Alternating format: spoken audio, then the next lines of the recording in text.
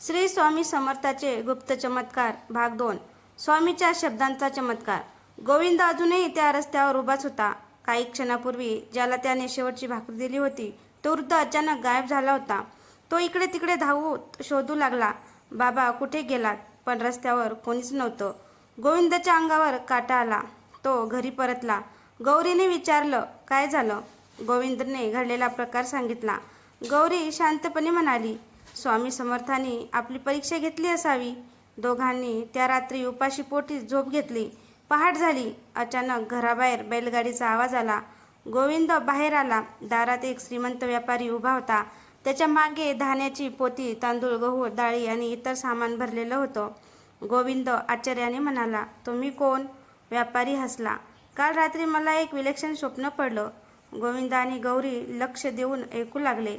स्वप्नात भगव्या वस्त्रातील एक तेजस्वी महात्मा दिसले. त्यांनी मला सांगितलं, गावाच्या शेवटच्या टोकाला गोविंद नावाचा माझा भक्त राहतो. त्याच्या घरी उद्या सूर्योदयापूर्वी धान्य पोहोचव. त्याचं संकट संपलं आहे. व्यापाऱ्याच्या डोळ्यात पाणी आलं. मी सकाळ होताच इथे आलो. गोविंदाच्या डोळ्यात अश्रू आले.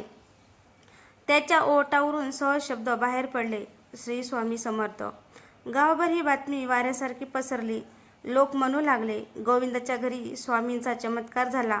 पण सगळ्यांना आनंद झाला नाही. गावातील सावकार भिकाची मात्र चिडला. हे सगळं नाटक आहे. तो थेट गोविंदाच्या घरी आला.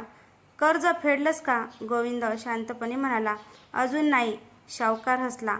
मग उद्या मी तुझं घर जप्त करणार. हे ऐकून गौरी घाबरली. पण गोविंद म्हणाला, स्वामींनी आजवर साथ दिली आहे, उद्याही देतील. त्या रात्री गोविंद पुन्हा स्वामींच्या फोटोसमोर बसला. स्वामी, आता माझी नाही, माझ्या कुटुंबाची लाज आहे. तो रडत रडत झोपला. मध्यरात्री त्याला स्वप्न पडलं. स्वामी समर्थ समोर उभे होते. त्यांच्या चेहऱ्यावर दिव्य तेज होतं. स्वामी म्हणाले, भिवू नकोस, मी तुझ्या पाठीशी आहे. उद्या गावाच्या जुन्या वडाच्या झाडाजवळ जा. इतकंच बोलून स्वामी अदृश्य झाले. सकाळ झाली. गोविंद लगेच त्या जुन्या वडाच्या झाडाकडे गेला.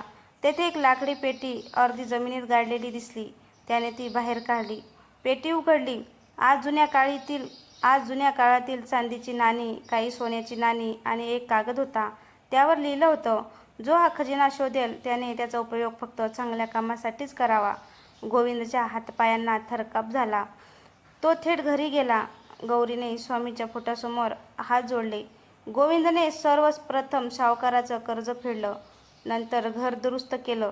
शेतीसाठी नवीन बियाण घेतलं आणि उरलेल्या पैशातून त्याने गावात अन्नछत्र सुरू केलं. रोज एकही गरीब माणूस उपाशी राहू नये हीच त्याची इच्छा होती. गावातील लोक म्हणू लागले, ज्याने शेवटची भाकरी दुसऱ्याला दिली त्याच्या घरात स्वामींनी कधीच अन्न कमी पडू दिलं नाही. पण गोष्ट इथे संपत नाही. एके दिवशी गोविंद अन्नछत्रात बसला असतात त्याला दारात तोच वृद्ध पुन्हा दिसला. तो हसत होता, पण यावेळी त्याच्या चेहऱ्यावरचं तेज अगदी स्वामी समर्थासारखं होतं.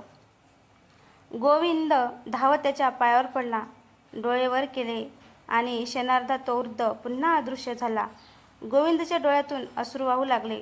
तो फक्त एवढंच म्हणाला, स्वामी, तुम्ही खरंच माझ्या घरी आलात का? तर मित्रांनो, भाग 3 मध्ये आपण पाहणार आहोत, गोविंदाच्या अन्नछत्रात एक श्रीमंत माणूस भिकाऱ्याच्या वेशात का येतो? स्वामी समर्थ पुन्हा कोणती परीक्षा घेणार आणि गोविंदाच्या आयुष्यात आणखी कोणता अद्भुत चमत्कार घडणार? तर भाग 3 पाहायला विसरू नका. धन्यवाद.